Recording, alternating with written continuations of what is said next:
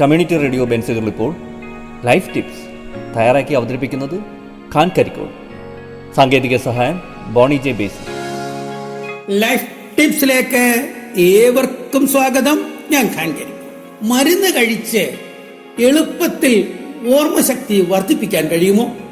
ഓർമ്മ വർദ്ധിപ്പിക്കുന്നതിനും ബുദ്ധിശക്തി വർദ്ധിപ്പിക്കുന്നതിനും പറ്റിയ മരുന്നുകളുടെ പരസ്യങ്ങൾ നാം മീഡിയകളിൽ കാണാറുണ്ട്.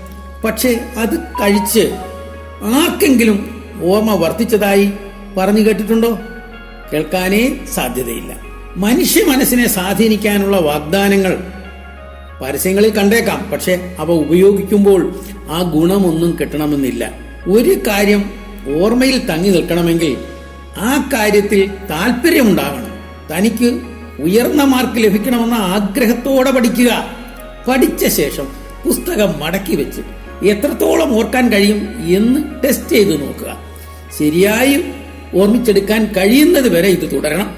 അല്ലാതെ മരുന്നുകൾക്ക് ഗുണമുണ്ടാകുമെന്ന് തോന്നുന്നില്ല. ദേഷ്യം, അഹങ്കാരം, സങ്കടം, വൈരാഗ്യം തുടങ്ങിയ വികാരങ്ങളുമായി പഠിക്കാനിരിക്കരുത്. പഠിക്കുന്ന കാര്യങ്ങൾ ശരിയായി മനസ്സിൽ പതിയില്ല.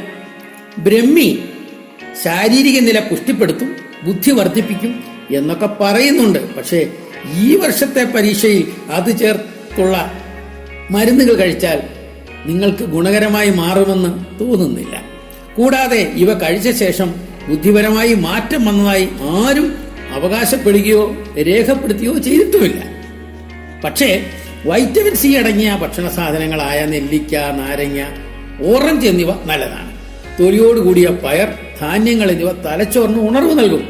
സമീകൃത ആഹാരം ശീലമാക്കണം. ധാരാളം വെള്ളം കുടിക്കണം. ടെൻഷൻ കുറയ്ക്കാൻ ഇവയൊക്കെ നല്ലതാണ്. അതുവഴി ഓർമ്മശക്തിയെ വർദ്ധിച്ചേക്കാം. പഠിക്കാനിരിക്കുമ്പോൾ വയറ് നിറയെ ഭക്ഷണം കഴിച്ചാൽ പഠനത്തിൽ ശ്രദ്ധിക്കാൻ കഴിയില്ല എന്ന് മാത്രമല്ല, ഉറക്കം വരാനുള്ള സാധ്യതയുണ്ട്. ഭക്ഷണം ദഹിക്കണമെങ്കിൽ ആമാശയവും അനുബന്ധ ഗ്രന്ഥികളും പ്രവർത്തിക്കണമല്ലോ. അതിന് ഊർജം രക്തത്തിൽ നിന്നാണ് എടുക്കുന്നത്. ആ സമയം തലച്ചോറിലേക്കുള്ള രക്തപ്രവാഹം കുറയുന്നു. അതോടെ തലച്ചോറിൽ പഠനത്തിന് വേണ്ട പ്രവർത്തനങ്ങളും മന്ദീഭവിച്ചേക്കാം. അതുകൊണ്ടാണ് അധിക ഭക്ഷണം കഴിച്ചുകൊണ്ട് പഠിക്കാനിരിക്കരുതെന്നും പറയുന്നത്. പരീക്ഷാകാലത്ത് ചായ, കാപ്പി, കോള, മറ്റ് കൃത്രിമ പാനീയങ്ങൾ എന്നിവ പൂർണ്ണമായി ഒഴിവാക്കണം. കുളിച്ച് വൃത്തിയായി ദൈവചിന്തയോടെ പഠിക്കാനിരിക്കണം.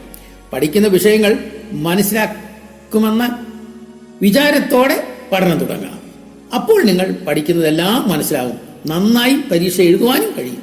ഏവർക്കും ശുഭദിനം ആശംസിച്ചുകൊണ്ട് നിർത്തട്ടെ.